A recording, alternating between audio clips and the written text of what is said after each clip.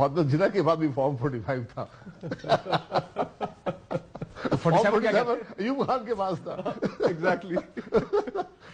Form 47 ہمیشہ جیتتا ہے. عوام جو مرضی کرتے رہے, لیکن یہ فارم 47 یہ بڑی بحث ہوتی ہے. کہانی اب ختم ہونی یہ چاہیے. ختم ہونی چاہیے. ایک بات سنیں, میں اس کو تھوڑا سا ٹویسٹ دینے کی کوشش کرنے لگا ہوں. If you can allow me and bear with me.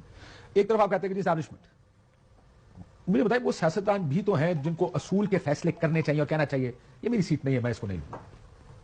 وہ سیاستدان کہاں ہیں, کتنے؟ وہ اقتدار میں ہے. جتنے بھی اقتدار میں آپ کو ملیں گے. کتنے لوگ ہیں جو انکار کر دیں سیاستدان میں؟ دیکھیں جب آپ اصول کی بات کرتے ہیں, اصول کی بات توقع میں کس سے کروں؟ آپ سے کروں گا نا اصول کی توقع. جن لوگوں کو, جو لوگ آئین کی بات کرتے ہیں, جو قانون کی بات کرتے ہیں, جو اصولوں کی بات کرتے ہیں, آپ سے توقع کرنی چاہیے مجھے کہ آپ اصول پہ کھڑے ہوں گے, صرف اپنے حق کے لیے نہیں, میرے حق کے لیے بھی کھڑے ہوں گے, کسی تیسرے کے لیے بھی. لیکن ہم کتنے آرام سے اس ملک میں کہہ دیتے ہیں, اور جی پاکستان میں تو 70 کے علاوہ کوئی الیکشن پھر ہوا ہی نہیں, کتنے آرام سے ہم کہہ دیتے ہیں کیونکہ ہم نے مان لیا اس حقیقت کو.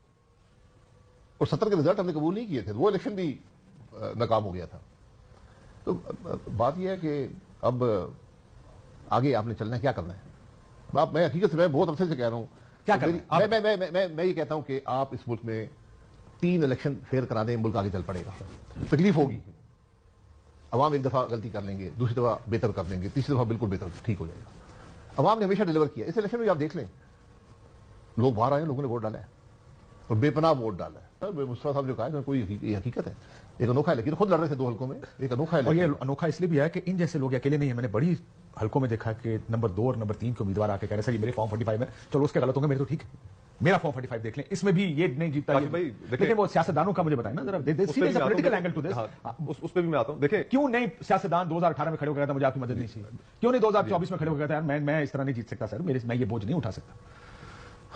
دیکھیں کاشف بھائی, فرینکلی ہمارے ہاں سیاست جن دائروں کے سفر کا میں ذکر کر رہا تھا, قلبی طور پہ, ذہنی طور پہ تمام سیاسی جماعتوں نے یہ بات تسلیم کر لی ہے کہ اقتدار کا جو راستہ ہے وہ راولپنڈی کے ذریعے اسلام آباد آتا ہے. جہاں پر بڑی سیاسی جماعتیں اور بڑے قائدین جب اس بات کو تسلیم کر چکے ہوں تو پھر باقی ان کے پیچھے چلنے والے لوگوں کی کیا حیثیت ہے؟ مورالیٹی نام کی کوئی چیز ذاتی طور پہ بھی نہیں ہے ہمارے پاس. دیکھیں بہت کم ہے. لوگ اپنی مجبوریوں کے تحت پولیٹیکل پارٹیز کے اندر خاموش رہتے ہیں, گفتگو کرتے رہتے ہیں, لیکن ان کی باتیں سنی نہیں جاتی, ان پہ عمل نہیں کیا جاتا. ہمارے کتنے دوست ہیں مختلف جماعتوں میں جو اپنے جماعتوں کے قائدین کے طرز عمل سے شرمندہ ہوتے ہیں, لیکن وہ پھر ایک بس اس نظام کا حصہ اس طریقے سے بن کر رہ چکے ہیں کہ وہ نہ اس سے نکل سکتے ہیں, نہ اس سے قائدین کے طرز عمل سے شرمندہ ہونا اور اپنے طرز عمل. دیکھیں یہ تو فیصلہ کسی بھی سیاسی جماعت کے لیڈر نے کرنا ہے کہ میں ڈیل بنانی ہے, لیکن مجھے پتا میں ہار گیا ہوں اور میں جا کے پریس کانفرنس کروں گا میں جیت گیا ہوں, یہ تو میرا ذاتی فیصلہ ہے. اس الیکشن میں کچھ لوگ ایسے سامنے آئے ہیں, خواجہ سعد رفیق صاحب کا نام لیا جا رہا ہے, خرم دستگیر لاکھ صاحب کا نام لیا جا رہا ہے. آج مجھے ایک اور صاحب کا کسی نے بتایا, میں اس کو کنفرم نہیں کر سکا, لیکن لوگ سامنے آئے اور انہوں نے گریسفلی اپنی ہار کو بھی تسلیم کیا. ہوتی صاحب ہے مردان سے, حیدر ہوتی صاحب, انہوں نے ایسا کیا.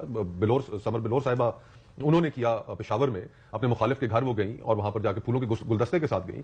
تو یہ مثالیں وقت کے ساتھ, پروسیس کے ساتھ آپ کو نظر آنا شروع ہوں گی. لیکن جس طرح شاہد بھائی کہہ رہے تھے کہ دیکھیے پاکستان کی تاریخ میں 76 سالہ تاریخ میں کوئی وزیر اعظم اپنی مدت پوری نہیں کر سکا.